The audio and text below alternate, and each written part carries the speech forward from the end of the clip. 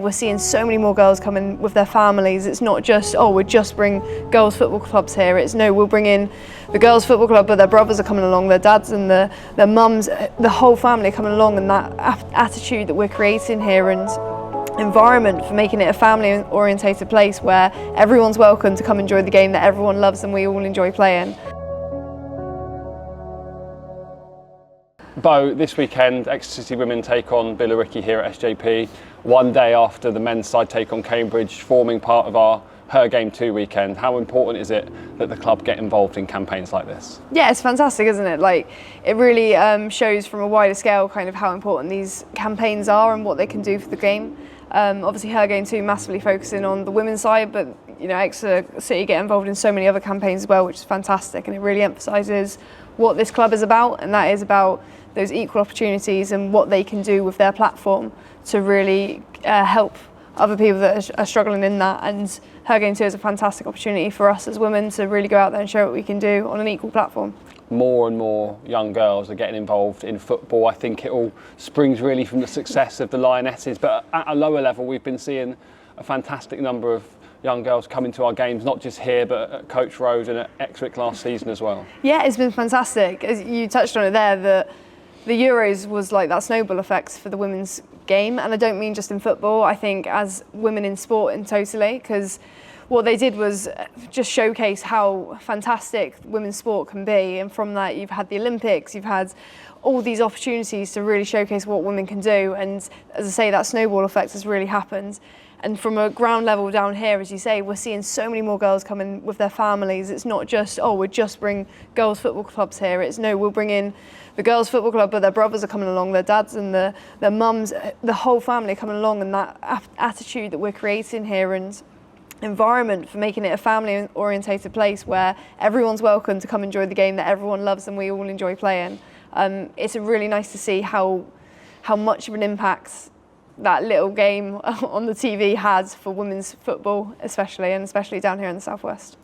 Particularly at the lower levels of the women's pyramid, not every team gets to play at perhaps the men's main stadium, but that's become the norm here now at Exeter City. How important is that, and what does that mean to not just you but to the rest of the squad as well? Yeah, it's those little things, isn't there? There's margins. When you start to climb that ladder, the margins make a really big difference. To turn up to a ground as nice as this, but actually when you're walking through the stadium or the changing rooms or the things, and there says Exeter City, it's your club, it's your home. So every aspect of that morning getting ready for the game, you are within your home. It's not going somewhere where you're putting up your own posters or you're making it feel like your home. This is Exeter City's home, and it's fantastic to see the club really giving us that opportunity to showcase what we can do on the stage, which is Exeter City's grounds. You know, that's men and women, and I think it's a fantastic place for us to create a legacy and hopefully do what we've been doing in the league so far and continue doing so well, and hopefully stride and encourage more people to get involved. Women's football and women's sport in general has become such a norm now to see it on TV and online, but it hasn't always been that way. Sadly, there's still people now that do make comments and say that women should be back in the kitchen, for example. I mean, you do still hear that, you still do see it online. How much of an importance does this campaign play in educating people and getting them to move away from language like that? Yeah, it's tough, isn't it? Because whenever there's change or whenever there's a difference, someone's always got something to say about it.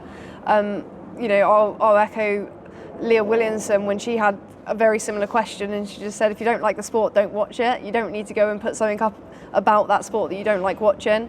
I think people are a little bit open to see it now, which is fantastic, but those people that are making those negative comments, I think what it shows is that bit of insecurity, maybe a bit of change, unknown, and they just don't like it. No one's going to take offence if you don't like it, same way as that you wouldn't watch your rival team play football if you don't want to watch them. I think a campaign like this is just showcasing that it doesn't matter who you are, have the same opportunity to go and perform on a stage where you can perform. And if you don't want to do that, then go and watch another sport. It's absolutely fine. But I think people that adapt those characteristics or personalities, you know, we've got better things to do, so go and do them. You've obviously been in the game a long time. You've played WSL. All right, Jesus. Yeah, cheers, Craig. No worries. From an experience level, though, you've obviously played top-level women's football in the WSL, and you've seen the game grow over the years. I mean, you see young girls now even at Exeter City there's players' names on the back from the women's team. You see pretty normal at England games to have women's players on the back of the shirts. I mean, how big's that? It's fantastic. Yeah, like, you're right, I have been in it a long time, thanks Craig. But to see the change is honestly, it's phenomenal to see. Like, I've seen players that I've coached, some of them on my team, some of them higher up, some of them lower down, and it's fantastic they're still playing. I've seen friends that are now, on FIFA as an example, and it is really surreal when I was up there, that FIFA change hadn't just happened, or like it was happening, but it was just the internationals. And to have little things like that, the more exposed it is, the more people can see it, then people can be it. And it's as simple as that. Like, it's so cheesy, but it's true. You don't know what you can be unless you can see what you can be. And I think all those campaigns of just putting women's sport out there is showing people that you don't have to do the typical thing. You can if you want. And what's really nice is that the women's game is saying you can go out there in the pouring rain, get ridiculously muddy, but then you know what, you can go and put some heels on later and be a complete and utter girl, and that's absolutely fine. And it's really nice to see that spectrum of women's sport is not that you have to be a tomboy, but you can be a tomboy. It's not that you have to be this stereotypical footballer, rugby player, hockey player, whoever it is. It's just, this is an open field for everyone. Enjoy the sport because that's what we love, and then go and do what you want to do outside of it as well. There is a game on Sunday, of course, which you'll talk a little bit about. How are you feeling going into the game against Billericay? Yeah, I'm confident, to be honest. I know we, as a club, we faced them last year in a cup game, and I think we shook some feathers there, definitely, in terms of seeing what they can do and what they thought we would be. I think they'll be definitely more confident coming into it this year with us and give us a bigger game and a bit more of a rival of a game.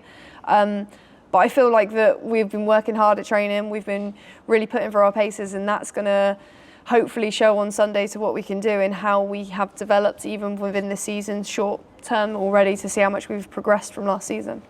And just finally, I mean, the season as a whole started off really well, then had a couple of defeats and conceded some goals, which is a bit abnormal for us, really. The success we've had, how much of a learning process has this season been, and what can we learn from those previous games against some top-level teams, like Ipswich, for example? We've got an abundance of talent in our changing room, but we haven't got an abundance of experience in our changing room. So this season is full of building, learning, growing.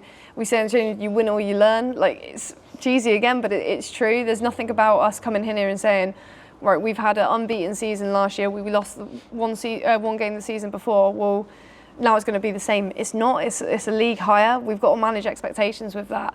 But those games that we're losing because of our mistakes, or the teams that we're playing against are that higher quality, which we're aspiring to be, whether that's more training, whether that's a bit more dedication, whatever it may be, we're learning that. And as a club, we're hopefully taking this club to the next level where we can build from what we've already built on, learn from players that we're playing against, and ultimately compete with them, which at the moment we are, which is fantastic. So as long as we can continue that platform, I don't mind us going up and down, because that's what we're supposed to be doing. We're supposed to be having challenges, otherwise it wouldn't be a competition.